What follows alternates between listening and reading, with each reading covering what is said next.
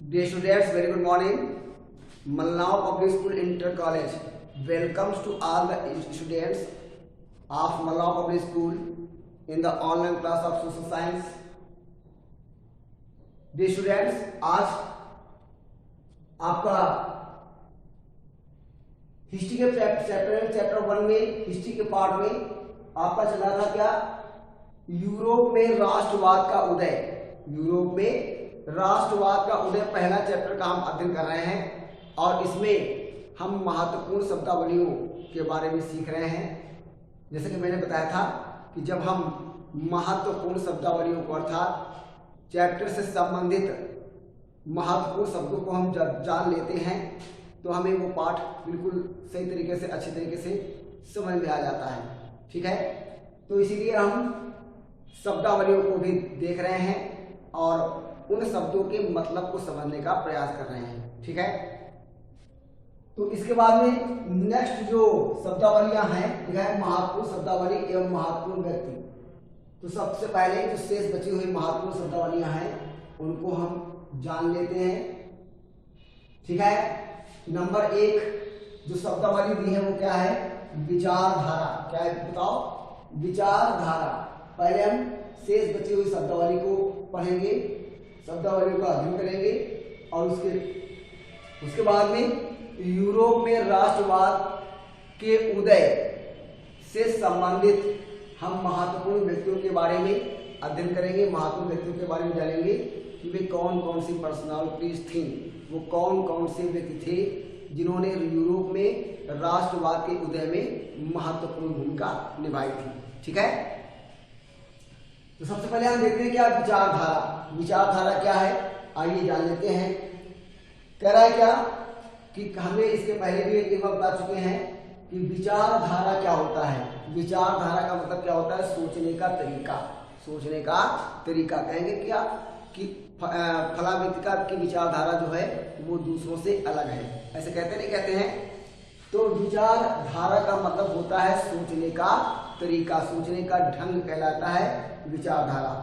ठीक है, या इसको हम ऐसे समझ सकते हैं क्या कि एक विशेष प्रकार की राजनीतिक एवं सामाजिक, एक विशेष प्रकार की राजनीतिक और सामाजिक सोच हमारी विचारधारा कहलाती है। ठीक है, विचारधारा क्या है, सोचने का ढंग या सोचने का तरीका। इसको हम विस्तार से क्या कह सकते हैं कि एक विशेष प्रकार की राजनीतिक और सामाजिक विचार, सामाजिक सोच विचारधारा कहलाती है, लोगों की विचारधारा कहलाती है। इसके बाद नंबर 2 क्या है, उदारवाद। ठीक है, लिबरलिज्म, उदारवाद। दूसरा जो आपका आता है एक शब्द उदारवाद। उदारवाद क्या है, ठीक है, तो उदारवाद क्या है, उदारवाद का मतलब क्या है कि सभी समाज के सभी लोगों को विभिन्न क्षेत्रों में समान अवसर उपलब्ध कराना उदारवाद कहलाता है। ठीक है स्टूडेंट, समझ आया। उदारवाद क्या है कि समाज में रहने वाले हर एक व्यक्ति को सामाजिक, आर्थिक, सांस्कृतिक, शैक्षणिक समस्त प्रकार से एक समान अवसर उपलब्ध कराना उदारवाद कहलाता है।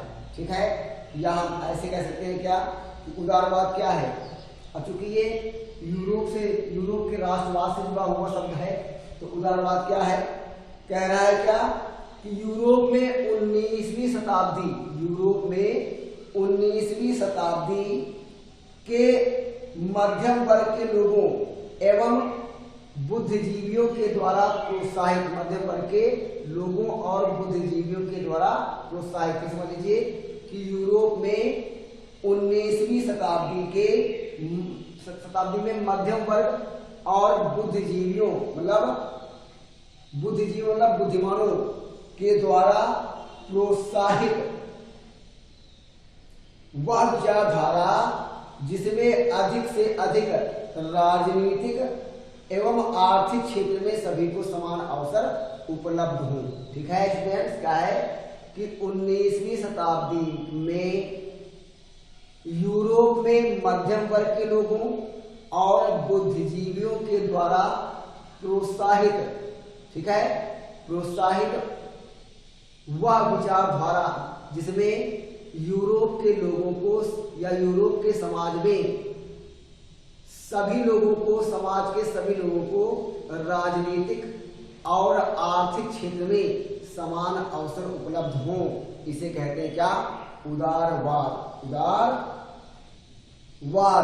और सामाजिक और सांस्कृतिक और आर्थिक क्षेत्र में सभी लोगों को समान हिस्सेदारी प्रदान करना उदारवाद कहलाता है। आगे समझ में आगे नहीं आ गया? ठीक है। उदारवाद का मतलब क्या हुआ? समाज में सभी लोगों को सामाजिक और आर्थिक रूप से समान अवसर उपलब्ध कराना उदारवाद कहलाता है। लेकिन ये उदारवाद शब्द यूरोप में राष्ट्रवाद से कैसे जुड़ा हुआ है? तो बच्चों क्या कह रहा है कि 19वीं शताब्दी में यूरोप में मध्यम वर्ग और वहां के बुद्धिमानों, मतलब बुद्धिमान व्यक्तियों के द्वारा, बुद्धिजीवियों के द्वारा प्रोत्साहित वो विचार, ठीक है, वो विचार जिससे समाज में लोगों को अधिक से अधिक सामाजिक रूप से और आर्थिक रूप से समान अवसर उपलब्ध हों और इसके साथ साथ में समाज में सभी व्यक्तियों के, चाहे वो किसी भी वर्ग के हों, समाज में उनको समान अवसर उपलब्ध कराए जाएं, ऐसी विचारधारा उदारवाद कहलाती है। इसके बाद आपका जो तीसरा पॉइंट आता है वो क्या है? राष्ट्रवाद। क्या है बच्चों? राष्ट्रवाद। आइए जान लेते हैं क्या लिखा है। राष्ट्रवाद क्या है? जैसे आपने बताया था कि राष्ट्रवाद क्या है कि एक राष्ट्र के लोगों के द्वारा अपने देश के प्रति पूर्ण समर्पण रखना, पूर्ण भक्ति रखना और अपने देश के प्रति अत्यधिक प्रेम होना और अपने देश के विकास के लिए प्रयत्न करना और पूरा करके अपने देश के लिए हर एक प्रकार की भावनाएं रखना राष्ट्रवाद कहलाता है। कि हमारा देश खूब उन्नति करे, सामाजिक रूप से यहाँ पर समानता हो, आर्थिक रूप से समानता हो, धार्मिक रूप से समानता हो और राजनीतिक रूप से एकता हो, ठीक है। तो जब ऐसे विचार हमारे मन में उत्पन्न होते हैं तो ये कहलाता है क्या? राष्ट्रवाद, ठीक है। इसको जान लेते हैं। कह रहा है क्या? व्यक्तियों के द्वारा एकता की भावना को महसूस करना, व्यक्तियों के द्वारा मतलब एक राष्ट्र के लोगों के द्वारा एकता की भावना को महसूस करना, एकता की भावना को महसूस करना जो एक समान भाषा, इतिहास एवं संस्कृति के में भागीदार होते हों, ठीक है। तो राष्ट्रवाद क्या है? राष्ट्रवाद क्या है? कह रहा है क्या कि व्यक्तियों के द्वारा अर्थात एक राष्ट्र के लोगों के द्वारा एकता की भावना को महसूस करना, एकता की भावना को महसूस करना एवं किसी राष्ट्र की भाषा, संस्कृति और सभ्यता में समान रूप से भागीदार बनना राष्ट्रवाद कहलाता है। इसके बाद कह रहा है क्या? जॉल्वेराइन कहलाता है। जॉल्वेराइन क्या है? तो भैया जॉल्वेराइन क्या है कि प्रसा, आप जानते हो कि 19वीं शताब्दी में यूरोप में एक देश था प्रसा। क्या नाम था उसका? प्रसा।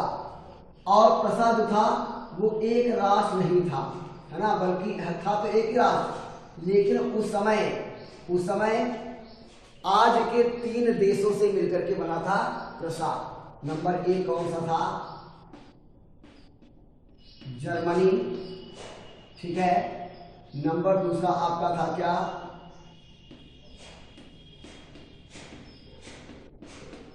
ऑस्ट्रिया। और नंबर 3 था आपका पोलैंड, ठीक है।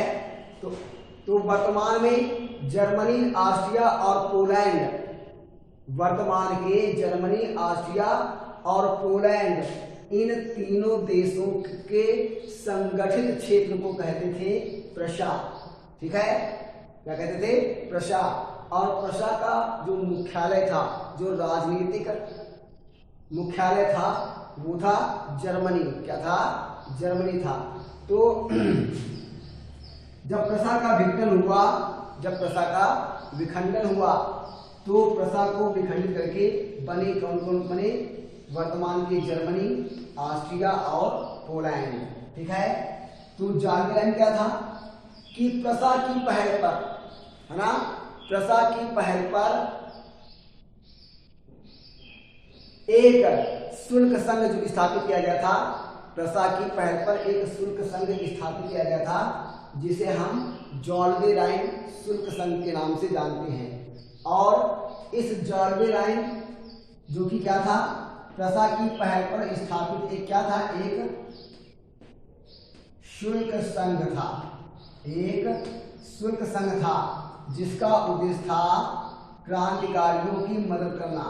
उस शुल्क समूह से, उस शुल्क संघ से जो शुल्क प्राप्त होता था, जो धन प्राप्त होता था, उसका प्रयोग, ठीक है, क्रांतिकारियों के लिए किया जाता था या क्रांति के लिए किया जाता था, क्रांतिकारियों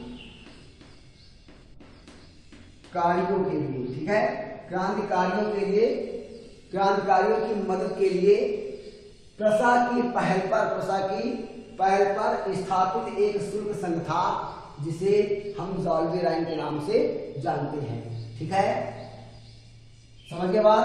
तो जॉल्वे राइन क्या है कि क्रांतिकारियों की मदद करने के लिए प्रशा की सहायता से स्थापित एक शुल्क संघ था, एक शुल्क संघ था, एक संगठन था। ठीक है, और ये संगठन क्रांतिकारियों की मदद करने के लिए शुल्क इकट्ठा करता था, अर्थात धन इकट्ठा करता था, जिसे हम जॉल्वे राइन के नाम से जानते हैं। इसके बाद आपका जो पांचवा शब्द है वो क्या है, हेरोनिज्म। क्या है, हेरोनिज्म है। इसका जो आपका पांचवा टॉपिक है वो क्या है, हेरोनिज्म।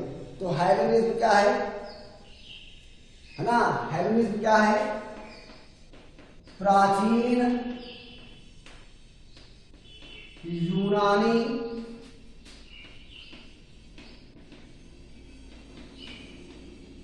संस्कृत, प्राचीन यूनानी संस्कृत को हम हेरोनिज्म के नाम से जानते हैं। ठीक है, आप जानते हो कि हर एक देश की अपनी संस्कृति होती है, हर एक देश की अपनी सभ्यता होती है। ठीक है, तो वह देश उस संस्कृति, सभ्यता और परंपराओं, रीति रिवाजों के आधार पर चलता है, अतः उस देश में विशेष प्रकार की संस्कृति, सभ्यता और परंपराएं और रीति रिवाज माने जाते हैं। ठीक है, जैसे कि हमारी भारतीय संस्कृति, ठीक है, जैसे कि हमारी भारतीय संस्कृति, है ना, उसी प्रकार से भाई हमारी भारतीय संस्कृति भी तो बहुत प्राचीन है, तो उसी प्रकार से जो प्राचीन यूनानी संस्कृति है, जो प्राचीन यूनानी संस्कृति है, उसे हम हेलोनिज्म के नाम से जानते हैं। किस नाम जानते हैं, हेलोनिज्म के नाम से जानते हैं।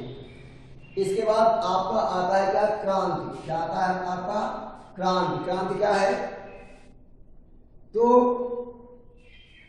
क्रांति क्या है कि अचानक, क्रांति क्या है भाई, क्रांति जो होती है, क्रांतियां जो होती हैं वो अचानक होती हैं। ठीक है, क्रांति जो है वो प्री प्लान नहीं होती, पूर्व निर्धारित नहीं होती है। तो कह रहा है क्या, क्रांति क्या होती है कि अचानक होने वाली ऐसी कार्रवाई, अचानक होने वाली ऐसी कार्रवाई जो गैर कानूनी तरीके से या कानूनी तरीके से, ठीक है, जो गैर कानूनी तरीके से या कानूनी तरीके से अथवा शक्ति के द्वारा, ताकत के बल पर सरकार या शासन को का परिवर्तन करने के लिए विद्रोह के रूप में प्रकट हो जाए, इसे कहते हैं क्या हम, क्रांति। ठीक है, तो जान लेते हैं क्या क्रांति होती है, बताओ क्या क्रांति क्या होती है, बताओ है कि अचानक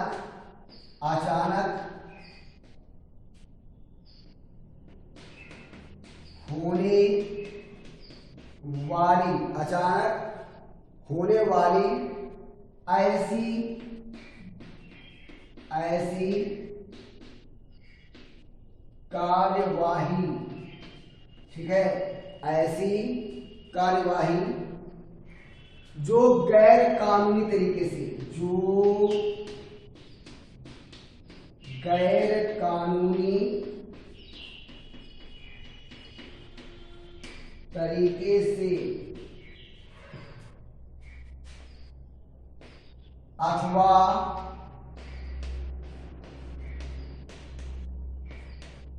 सत्य के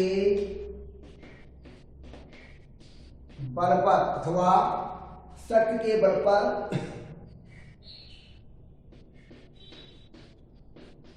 सरकार या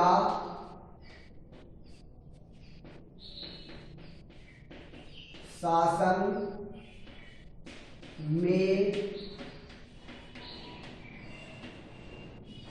में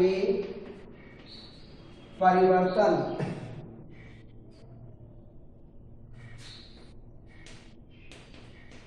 करने के लिए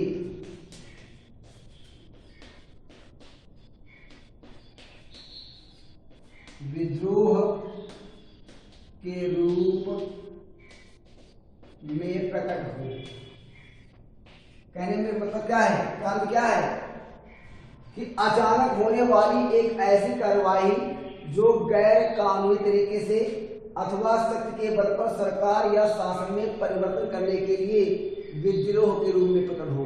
ठीक है, तो क्रांति क्या हो गई कि अचानक होने वाला एक ऐसा विद्रोह, अचानक होने वाला एक ऐसा विद्रोह जो शासन अथवा सरकार में परिवर्तन करने के लिए किया जाए। ठीक है, एक ऐसा विद्रोह जो शासन अथवा सरकार में परिवर्तन करने के लिए किया जाए उसे हम कहते हैं क्या, क्रांति। उसे क्या कहते बताओ, उसे हम कहते हैं क्रांति।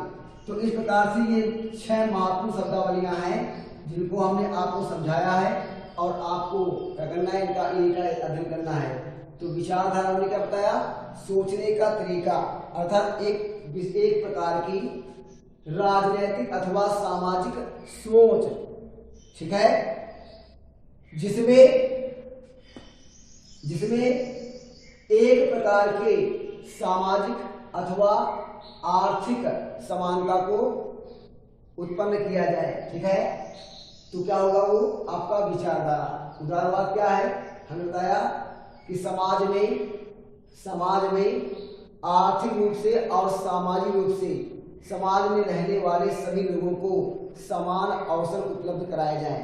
ये जो सोच है, ये जो विचार है, ये उदारवाद कहलाता है। उदारवाद क्या है, समाज में रहने वाले समस्त लोगों को, सभी लोगों को आर्थिक और सामाजिक क्षेत्र में समान अवसर उपलब्ध कराने की, समान अवसर प्रदान करने की का विचार है ना, उदारवाद कहलाता है। राष्ट्रवाद क्या कहलाता है बताया था आपको, कह रहा है क्या, व्यक्तियों, एक राष्ट्र के व्यक्तियों के द्वारा एकता का एक ऐसा समूह, एकता की एक ऐसी भावना को महसूस करना, राष्ट्र के लोगों के द्वारा एकता की भावना को महसूस करना, एकता की भावना को महसूस करना।